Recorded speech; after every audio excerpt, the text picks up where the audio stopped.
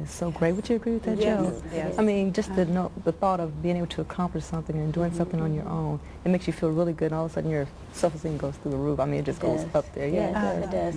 Yeah. I'm going to have to take a quick break, and we'll be right back with you. Thanks. Yeah. So that's good. That's good. That clear message.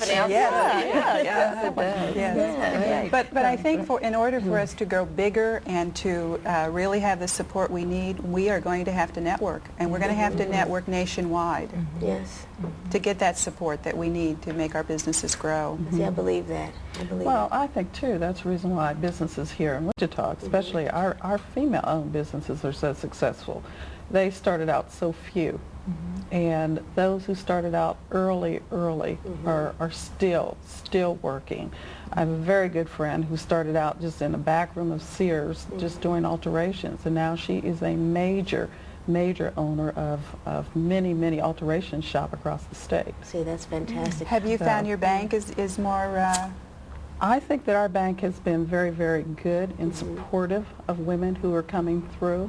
Now, my role as a community development officer is more in a mentorship role, and I find myself maybe not so encouraging to women to go out and immediately get a loan, but to encourage them to find out the environment, number one, to learn more about what they're about to venture into, because sometimes, I mean, entrepreneurship is a lonely place. It really is. And we have to be mentally strong and mentally able to sustain ourselves in order for our family to survive, in order for us to survive.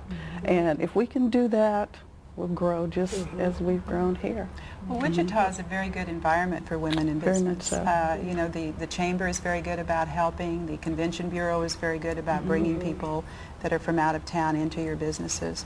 We have the small business development at WSU that is very good about helping you start up, secure loans through the Small Business Administration, as well as through the Low Doc, which is up to $100,000 now.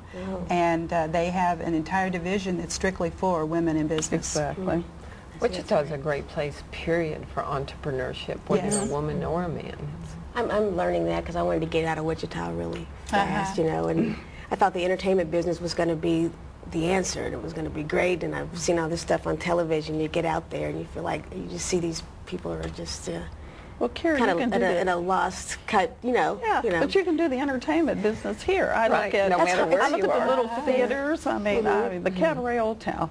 I mean, that to me is fabulous, you know. And I think about how they spawn new entertainment, and then there's lots of women who participate, and just look around you. And a sold-out house, too. Very much so. Before we go to break, I want to get this going in your minds. I want to ask about the sexual harassment. I look at, you know, the things that are in the news like Paula Jones, and then you've got the military that they're having problems. So I want to know how you all deal with that, and being an entrepreneur, and then also in corporate America, and just how you manipulate the system that way. And I know we always have to face that, and there are different tools that we use in order to combat that, and sometimes make it work for us. Sure. Okay, we'll be right back. Thank you. Relate to it. You know, if you're in a situation and maybe they're not comfortable, so they try flirting or calling you honey or something like that, if you just ignore it, and how you relate to it is how it will probably end up happening now. I think that's one thing I've never permitted. And of course, we're all exposed to the public in different ways that people relate. And honey and sweetheart, I've always corrected that immediately. And I said, you know, at my last recollection, my name was Janet. And how they react to that. And I think, you know, it has taken some men back because they don't think about it. I mean, we are their daughters, you know, we are their wives, and I say that in a global, I guess, connotation, in that walking up to someone and say, well, sweetheart, can you help me? You know, that's something that they do at home all the time, and they translate that outside because we're women. Well, as women, we either stop it or we accept it. And I've chose not to accept it. I usually use humor with it when someone says that to me, hey, sweetie. I say, well, hi, honey, how you doing? That's my part, too, you know. So That's a good way. It just goes back to how you handle it. That's right. That's how you handle it.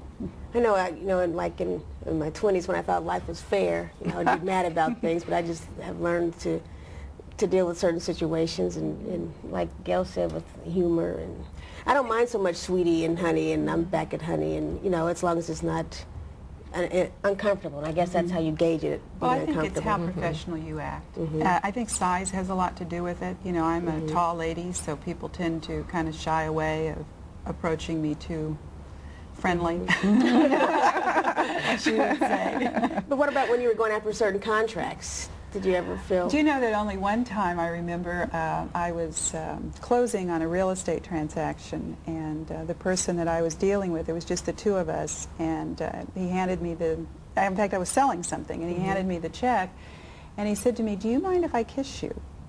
Wow. And I mean, I was just so flabbergasted. I just stepped back, and I said, "I don't think I'd like that very well." That was a good one. And he said, "Well, no one will know." I said, "Well, I will." Yeah, right. And I'll tell everybody. That's good. I laughed.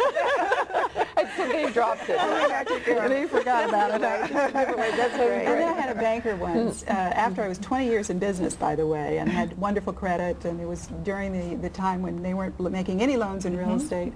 And he said to me, he said, "You know," he said, "if you just had a sugar daddy signing this loan." And I looked at him and I said, "Don't you think after being 20 years in business and having excellent credit that shouldn't be enough?" And I said, "But do you have anybody in mind?"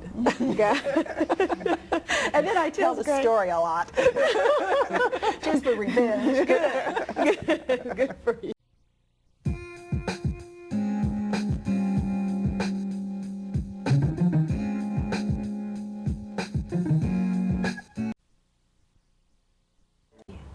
And I'm Janet Lloyd, Senior Vice President and Community Development Officer for Intrust Bank. And I guess I'm just about open to anyone who desires to come into the bank, receive information, and help put together a network. Can you show us the money, huh? Show us the money. Great, thank you. Barbara?